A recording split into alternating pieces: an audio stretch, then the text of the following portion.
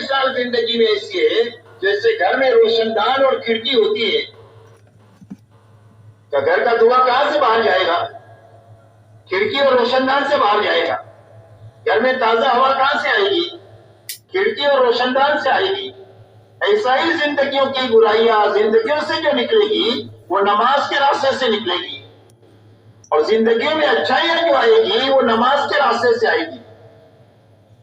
اسی لیے نماز کے بارے میں اللہ نے فرمایا ان الصلاۃ تنہی عن الفحشاء والمنکر، فرمایا نماز آدمی کو بے حیائی اور برائی کے کاموں سے روکتی رہتی ہے۔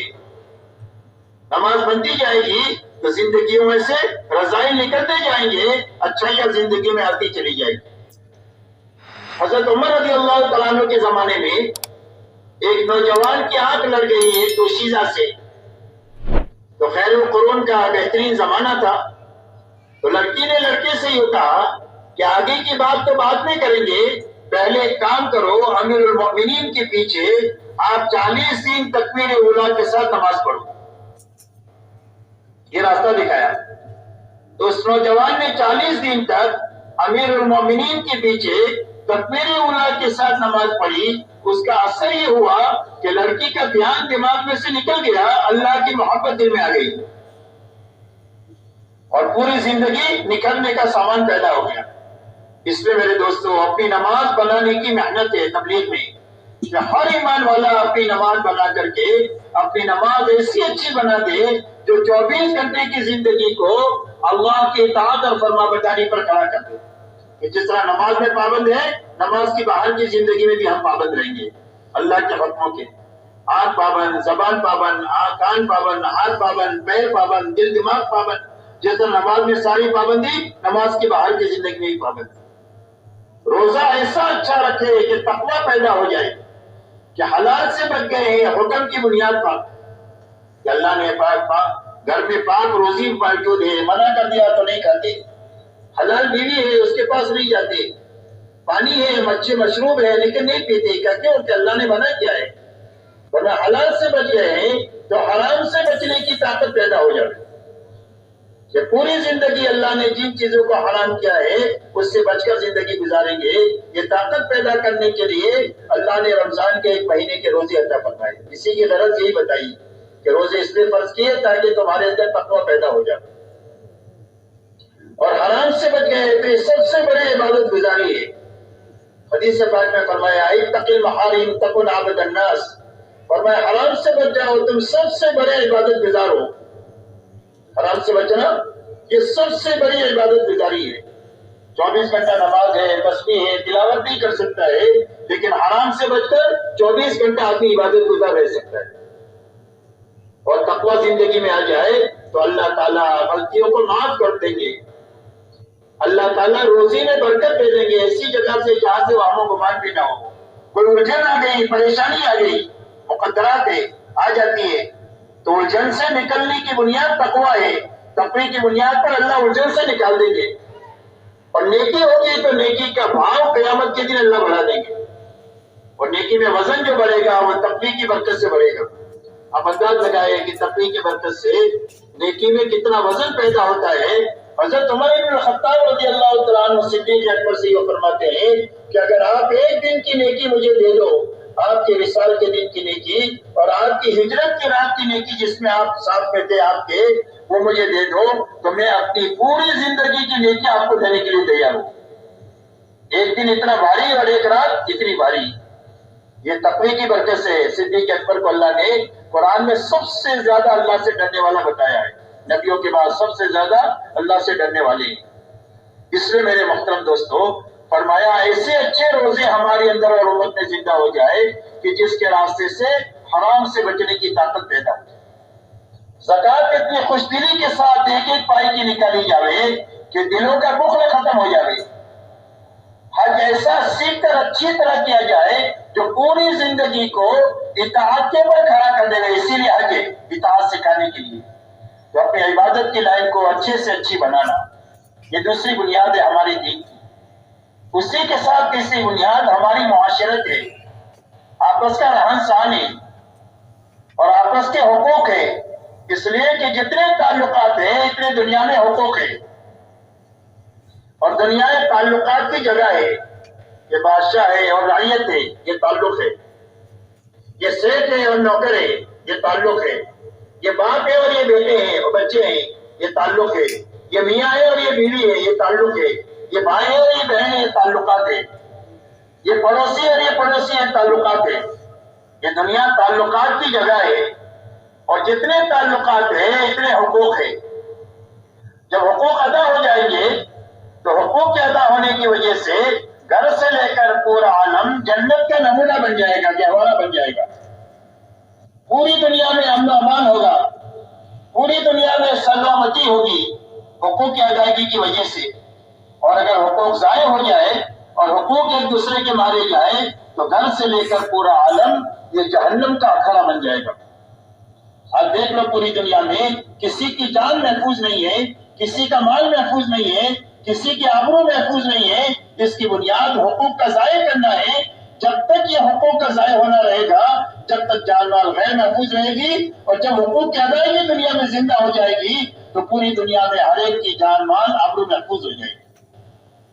اسی لیے ایمان والوں کے بارے میں حضور صاحب نے فرماتے ہیں کہ ایمان والوں کی مثال ایک دوسرے کے ساتھ محبت کرنے میں، ایک دوسرے کی بھلائی چاہنے میں، اور ایک دوسرے کے کام آنے میں، اور ایک دوسرے کی غلطی معاف کرنے میں ایسی ہے جیسا کہ ایک جسم ہوتا ہے. جسم کے سارے اعضاء کی شکل الگ ہے، ہر ایک کا کام الگ ہے. ہاتھ پکڑتا ہے، چلتا نہیں ہے. آنکھیں دیکھتی ہے، بولتی نہیں ہے. ہر ایک کی شکل الگ ہے، ہر ایک کا کام الگ ہے. لیکن آپس میں اتنا جوڑ ہے کہ چلتے ہوئے ٹھوکر لگ جائے تو پورا جسم اس کی تکلیف کو محسوس کرتا ہے، اور اچھا کھانا کھا لے یا رات کو سو جائے تو پورا جسم اس کی لذت اور راحت کو محسوس کرتا ہے. اور ایسے ایمان والوں کی مثال ہے کہ کوئی ایمان والا اپنے بھائی کی برائی کو سوچ ہی نہیں سکتا. جیسا ایک عازم دوسرے عازم کی برائی نہیں سوچ سکتا. کبھی پیر ہی نہیں کہیں گے میں جسم کے بول کو کیوں اٹھاؤں. کبھی زبان ہی نہیں کہے گی کہ پیر کی تکلیف میں اپنی زبان کو کیوں ہلاؤں. ہر عازم اپنے لیے کم کام کرتا ہے، دوسرے کے لیے زیادہ کرتا ہے. فرمایا ایمان والوں کی مثال یہ ہے. اور جب ایمان والے آپس میں ایک ہوں گے اور نیک ہوں گے تو اللہ کی مدد کے مستحق ہو جائیں گے. اللہ کی مدد کے اٹھنے کا سب سے بڑا سبب آپس کا اختلاف اور افتراق ہے. جب امت مختلف کھانوں میں بڑھ جاتی ہے، زبان کے لیول پر، زبان کے وجہ سے، یا قوم کی وجہ سے، یا وطن کی وجہ سے، یا رنگ و روپ کی وجہ سے، جب مختلف کھانوں میں امت بڑھ جاتی ہے تو اللہ کی مدد سے محروم ہو جاتی ہے. اسی لیے حضور پاک صلی اللہ علیہ وسلم نے جاہلیت کی ساری رگوں کو کاٹا ہے، اور کاٹ کر آپ کے امت کو ایک بنایا ہے اور نیک بنایا ہے، اور پوری امت کو اللہ پر جمع کیا ہے. کیا امت کون ہے؟ کہ اللہ والے ہیں. انما المؤمنون اخوہ، کہ سارے ایمان والے آپس میں بھائی بھائی ہیں. سب سے بڑا رشتہ ایمان کا رشتہ ہے. اسی لیے غزوہ بدر کے موقع پر جب قیدیوں کے بارے میں رائے لی گئی تو حضرت مولانا رضی اللہ تعالیٰ نے جو رائے دیا وہ یہ رائے دیا کہ اللہ کے نبی، میری رائے یہ ہے کہ ہر ایمان والے کا کوئی نہ کوئی رشتہ دار سامنے قیدی ہے. اس ایمان والے کے ہاتھ میں اس کے رشتہ دار کو دے دو. کافر بیٹے کو مسلمان بیٹے کے ہاتھ میں دے دو، باپ کو اس کی گردن مار دے. بھائی کو بھائی کے ہاتھ میں دے دو، چاچا کو بھتیجے کے ہاتھ میں دے دو، تاکہ اللہ کے سامنے ہم ثابت کر دیں کہ ہم سارے رشتوں سے اوپر اٹھ چکے ہیں. ہمارا رشتہ سب سے بڑا رشتہ ایمان کا ہے. جو ایمان والا ہے جو ہمارا ہے، جو ایمان والا نہیں وہ ہمارا نہیں. اس لیے میرے محترم دوستو، ایمان والوں کی مثال اللہ کے نبی صلی اللہ علیہ وسلم نے یہ دیا، اور یہ فرمایا تم میں کا کوئی بھی کامل مومن بن نہیں سکتا ہے جب تک وہ اپنے بھائی کے لیے وہ چیز پسند نہ کرے جو اپنے لیے پسند کرتا ہے. یہ انصاف ہے. ہماری معاشرت کی بنیاد انصاف پر ہے کہ اپنے لیے جو پسند کریں گے اپنے سارے ایمان والے بھائیوں کے لیے پوری دنیا میں پسند کریں گے. جس قوم کا ہو، جس وطن کا ہو، جس زبان کا ہو، جس رنگ کا روپ کا ہو، وہ ایمان والا ہے، وہ ہمارا ہے. یہ سب سے بڑا رشتہ ہے. اس لیے فرمایا اس کے لیے وہ پسند کریں گے جو اپنے لیے پسند کریں. صرف وہی نہیں کریں گے بلکہ احسان بھی کریں گے. ضرورت پڑنے پر اپنی ضرورت کو اٹکا کر اس کی ضرورت پوری کریں گے. 7 گھروں میں بکری کی سری گھوم پھر کر پہلے گھر میں واپس آتی ہے، ان کے فقر کا بھی پتہ دیتی ہے اور ان کے اخلاق کا بھی پتہ دیتی ہے. بڑے بھائی میں بھوکا رہ جاؤں، میرا بھائی کھا لے. 3 صحابی بھوک پیاس کے حالت میں مر رہے ہیں، اپنے بھائی سے پہلے پانی پینے کو پسند نہیں کر رہے. ہمارا ایمان والا بھائی ہے، اس کو ہم اپنی ضرورت کو اٹکائیں گے، اس کی ضرورت کو پوری کریں گے. ہماری معاشرت کی بنیاد حیا پر ہے. حیا زندگی میں ہوتی ہے تو انسان بہت سارے گناہوں سے بچا رہتا ہے. اسی لیے فرمایا اذا فاتک الحیا فافعل ما شئت، فرمایا جب حیا ختم ہو جائے تو جو چاہے وہ کرو. شرم ہی کی وجہ سے بہت سارے گناہوں سے آدمی بچتا ہے. شرم ختم ہوئی تو آدمی کے اوقات ختم ہو گئی. اور یہ فرمایا ہماری معاشرت کی بنیاد سادگی پر ہے. تعیش سے منع کیا گیا کہ اپنے آپ کو عیش کا عادی نہیں بنانا، راحت پسندی کا عادی نہیں بنانا، اپنے آپ کو مجاہدے کا عادی بنانا، جفا کشی کا عادی بنانا، اپنے آپ کو کم سے کم چیزوں سے اپنی ضرورت کے پوری کرنے کا عادی بنانا. اس لیے کہ سادگی ہوگی تو زندگی آسان ہو جائے گی، ورنہ راحت پسندی میں زندگی مشکل ہو جائے گی. اس کے لیے بہت کمانا بھی پڑتا ہے اور بہت تھکنا بھی پڑتا ہے. اس لیے میرے دوستو ہماری معاشرت حضور صلی اللہ علیہ وسلم والی معاشرت بنی کہ جس کے راستے سے دنیا کے ہر ایمان والے کو اپنے دوسرے ایمان والے سے نفع پہنچے، کسی کو اس سے نقصان نہ پہنچے. کسی کی غلطی ہو تو اس کو درگزر کرے، کوئی مصیبت میں ہے تو اس کا ہاتھ کٹائے. یہ ہماری معاشرت کی بنیادیں ہیں. اسی کے ساتھ میرے محترم دوستو، اللہ تعالیٰ نے دنیا کو ضرورت کے پوری کرنے کی جگہ بنایا ہے. یہ خواہشات کے پوری کرنے کی جگہ نہیں ہے. ہر انسان میں اللہ نے ضرورت بھی رکھی ہے، خواہش بھی رکھی ہے. ضرورت محدود ہے، خواہش نہ محدود ہے. ضرورت کے پورا کرنے کا بھی اللہ نے وعدہ کیا اور خواہش کے بھی پورا کرنے کا اللہ نے وعدہ کیا. لیکن ضرورت کے پورا کرنے کا وعدہ اللہ نے دنیا میں کیا، اس لیے کہ خواہش محدود ہے اور ضرورت محدود ہے. دنیا میں ضرورت پوری ہو سکتی ہے، خواہش کسی کی پوری نہیں ہو سکتی.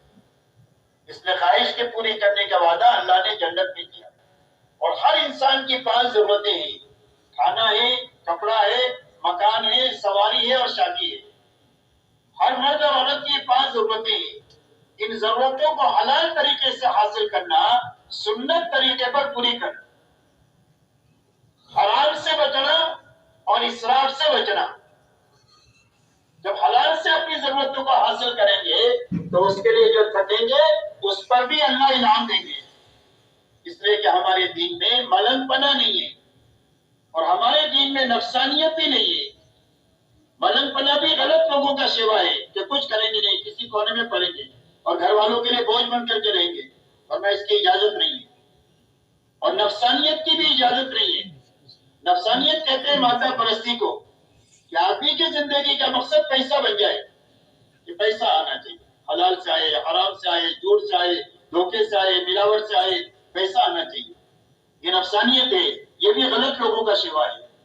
اسلام ان دونوں کے بیچ کا صراط مستقیم ہے کہ ہر مسلمان کی گھریلو زندگی ہوگی، ہر مسلمان کی کاروباری زندگی ہوگی، لیکن وہ دینداری کے ساتھ ہوگی اور دین کی محنت کے ساتھ ہوگی. اس پابندی کے ساتھ اللہ تعالیٰ نے اسلام عطا فرمایا. ہمارا دین میں کرو یا مرو نہیں ہے، بلکہ آسانیاں ہیں، اور اتنی آسانیاں ہیں کہ ہر آدمی دین پر ہر زمانے میں ہر حال میں چل سکتا ہے. اللہ نے اتنا آسان دین دیا. اس لیے اپنی ضرورتوں کو حلال طریقے سے حاصل کرنا، سنت طریقے پر پورا کرنا. رہا خواہشات، اس کو آخرت کے لیے چھوڑنا. دنیا میں اللہ نے خواہشات کیوں رکھی ہے ہر آدمی میں لامحدود؟ فرمایا اس کو پورا کرنے کے لیے نہیں رکھی ہے، اس کو حکم کے مقابلے میں توڑنے کے لیے رکھی ہے. جب حکم آئے گا تو اس کے مقابلے میں خواہش آئے گی. تو حکم کو پورا کرنے کے لیے خواہش توڑنے کے لیے رکھی ہے. جب خواہش ٹوٹے گی تو ایمان کا نور ملے گا، ہدایت کا نور ملے گا. دیا جلتا ہے نا تیل تو روشنی ہوتی ہے، پیٹرول جلتا ہے تو گاڑی چلتی ہے. ایسا ہی جب خواہش ٹوٹتی ہے تو ہدایت کا نور ملتا ہے. حدیث پاک میں آتا ہے کہ ایک آدمی راستہ چل رہا ہے، سامنے کوئی حرام چیز آ گئی، اس نے اپنی نگاہ کو نیچی کر لیا، تو فرمایا اللہ اس کو ایمان کی حلاوت نصیب کریں گے جو اپنے دل میں وہ محسوس کرے گا. اس لیے کہ اس نے خواہش کو توڑا ہے حکم کو پورا کرنے کے لیے. ایسا ہی پوری زندگی میں خواہشات اللہ کے حکموں سے ٹکرائے گی. تو حکم پورا کرنا اور خواہش کو توڑنا